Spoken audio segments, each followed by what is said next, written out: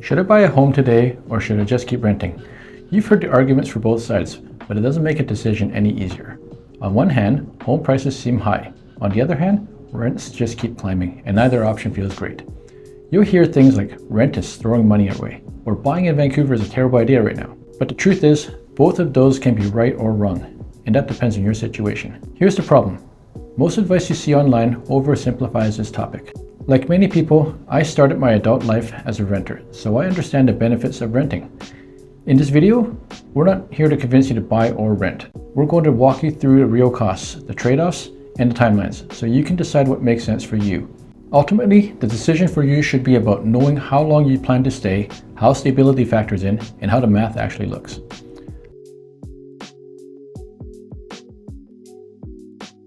Hi friends, my name is Simon Lu and I am your friend in real estate here in beautiful Vancouver, British Columbia. The goal of this channel is to become your trusted and reliable source of information about real estate in and around Vancouver. We aim to provide you with the most up-to-date, most interesting, and relevant information you need to know for your next move. If you're thinking about making a move to Vancouver or surrounding areas, my team and I would love the opportunity to be interviewed to be your realtor. We have helped close to 1,000 families happily move up, down, and around over the last 19 years. I invite you to send me an email to info@happyhomesvancouver.com or a text message to 778-688-6838. Let us help you find your happy home. Let's start with the part most people underestimate, the real cost of renting in Vancouver. There are many people who can afford to own but choose to rent because they believe it is more affordable, but they underestimate the long-term and hidden costs, what renting in Vancouver actually looks like. At the time of this recording, the typical rent for a one-bedroom condo in Vancouver is $2,400. A two-bedroom condo is around $3,300. A 2,000 square foot detached house is around $5,500. You might find a good rental at a cost below average, but find that it disappears fast. The reality in Vancouver is that the vacancy rate is hovering around 3%, which is actually an improvement from a decade-long rate near zero. When you find a home you like, you typically have to go through a tedious selection process that makes an audition for America's Got Talent seem like a cakewalk. The landlord still holds the keys and can choose their pick of the litter. How a landlord picks their tenant is a topic for another day. Once you are successful in finding your home, you can take a deep breath, but only for 12 months. Which brings us to the next topic, rent increases. Even a stable rental will see an increase over time. The average increase year over year is approximately 2.5% to 3%. That's $25 to $30 for every $1,000 in rent. For a typical two-bedroom home, that's $990 to $1,188 per year. There is also the issue of long-term uncertainty. Tenants have far less control over rent hikes, as we just discussed, deferred maintenance. There is no law that stipulates that repairs need to be done within a certain time period. There is a blanket statement that repairs should be done in a reasonable amount of time, but that is up for interpretation. Owners selling or moving. Many people forget that these homes are owned by someone, and that someone can do with the property what they wish, provided they abide by the Residential Tenancy Act. There are many situations where the owner will list the home shortly after they get a new tenant because some investors might want a turnkey investment. This will cause a lot of headache and stress for the person who just moved in. This is why many long-term renters are forced to move more often than they had planned, which adds to the cost of living in Vancouver. Speaking of cost of living, there's the hidden cost of renting that people don't often think about. There's the moving costs every few years. Because of the uncertainty of being at the mercy of the landlord and their situation, you might be asked to suddenly pack up and find another home. The cost of renting a moving truck and a crew can range anywhere from $800 to $1,500 for a standard move of a two-bedroom apartment. This will also cost you a few days of packing and unpacking.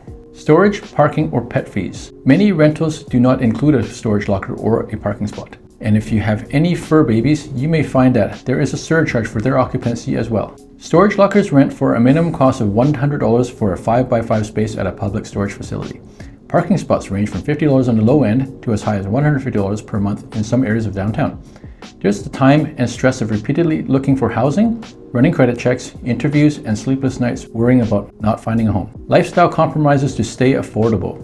This topic's interesting. Imagine you live in a home for a long time. The landlord is awesome and never charge you an increase on your rent, so you're paying $1,000 a month for a two-bedroom, 1,000 square foot basement suite. Meanwhile, you're progressing in your career, you're making more money, and you meet a partner, and now you are a two-income household. You have disposable income, so your lifestyle is rather lavish. Suddenly, the landlord who lives in the suite above is getting older and is in need of downsizing, so they need to sell the home. The new owner intends to use the suite for their own aging parents, so they ask to serve notice to end tenancy. Now you are out looking for a similar space in the same neighborhood and find that the going rate is 3 times higher. While you can afford the rent, you are now asked to reduce your living expenses by $2,000 a month to be able to pay for the same size home you had enjoyed for all these years. Speaking of compromises, there is the opportunity cost of renting. Rent payments build zero equity. We hear all the time that mortgage rates are too high. If you are renting, your effective interest rate is 100%. That's right. Everything you pay in rent is interest. You build no equity and pay down zero principal of the loan. After 10 years, renters often spend hundreds of thousands of dollars with nothing to show for it. In a high-cost city like Vancouver, this is a race you may never be able to catch up to. So if Vancouver is your forever home, the sooner you own, the safer your future here is. Renting may win short-term, but in Vancouver, the long game will prove to be rewarding. Buy versus rent, monthly payment comparison. Most people compare the cost of rent versus mortgage payments, and it's a good way to look at it in the short term. However, in the long term, the story is quite different. Let's have a look at the numbers. At this point, you may be thinking that I am trying to convince you not to rent. Watch to the end and hear why I don't think you should buy. Let's have a look at the side-by-side comparison that everyone does. Based on a $500,000 one-bedroom condo in Vancouver, the rent would be around $2,400, which would include the maintenance fees, the taxes, and the insurance.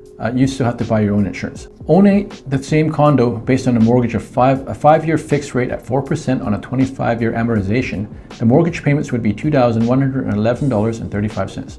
Strata fees around $500. Property taxes around $200. Insurance is $75. These are per month. At first glance, buying always looks more expensive. Why monthly payment is the wrong metric? Rent is 100% interest. And your mortgage payments, your first year, you're paying $25,336.20. This splits between interest and principal. The interest is $15,826.93, while the principal, which is a forced savings, is $9,509.27. The effective rent, when you look at it this way, is $1,318.91 per month. In your fifth year, this is where it looks different. The mortgage is the same, $25,336.20. Your interest payments are $14,179.93, and your principals are now up $11,156.27. Your effective rent is down. Now it's $1,181.66 per month. Taxes, strata fees, and insurance costs will of course go up annually, but should still be within the 3 to 5% range. Over time, ownership costs shift. Your rent goes up 2.5% annually. In year 1, you might start at $2,400 per month. By year 5, you're now paying $2,715.38. Mortgage payments stabilize over time. The longer you hold the mortgage, the less money goes towards interest and more money towards paying down the loan. This is the part that most online calculators don't explain. Short-term versus long-term scenarios. If you're staying 1 to 3 years, renting often makes more sense, as disposing of real estate will take on significant costs on fees. Rent is also lower than a mortgage payment, which offers flexibility on where you can live. And if you're staying 5 to 10 years, buying will definitely outperform renting, but will require long-term planning and commitment.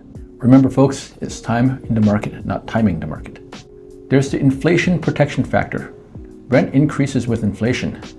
The higher the inflation rate, the more the government allows landlords to raise the rent, while a fixed rate mortgage doesn't change for the term of the entire mortgage.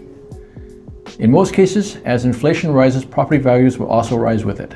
This is why long-term homeowners in Vancouver feel less pressure over time than renters. This is a realistic conclusion of the comparison. Owning is not cheaper than renting in the short term. Owning becomes cheaper over time. The break-even point depends on purchase price, your down payment, the time horizon, lifestyle needs. That's it.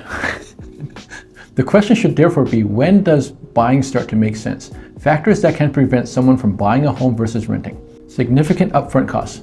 The down payment requirements start at 5%, and if you put down less than 20% of the value of the home, you will also be required to buy mortgage insurance. There's the loss of financial flexibility. Your money is tied down long term, and the only way to withdraw funds is to borrow against a home, which means you're paying interest, or selling the home. Loss of freedom of movement. You're committing to being in one spot for long term. Your future plans are tied to the home. When you take a step back and compare the buy versus rent question in Vancouver, it becomes less about which option is better, but more like which option is better for you. It's more about which one fits your timeline, your lifestyle, your finances, and your tolerance for uncertainty. Renting can absolutely make sense, especially if you value flexibility, you're not sure how long you'll be here, or you don't want the responsibility that comes with home ownership. Buying, on the other hand, tends to reward people who are thinking long-term, people who want stability, predictability, and the ability to build equity over time, even in a market like Vancouver. The mistake a lot of people make is trying to time the market instead of timing their life. If you're planning to stay for years, buying can start to make sense even when prices feel high. And if you're not staying long-term, renting can be the right move for you. As you can see, there's no universal right answer. The decision you need to make is the one that gives you clarity, lets you sleep at night, and aligns with your future goals. Hopefully, this information helped you think about the decision you need to make a little more clearly. Whether you decide to buy or rent, I want you to know that your decision is the right one. But if you were thinking of buying here in Vancouver, I would love to be the realtor to help you do that. So please send an email, info@happyhomesvancouver.com, or send a text message to 778-688-6838, and let's get you settled in your happy home.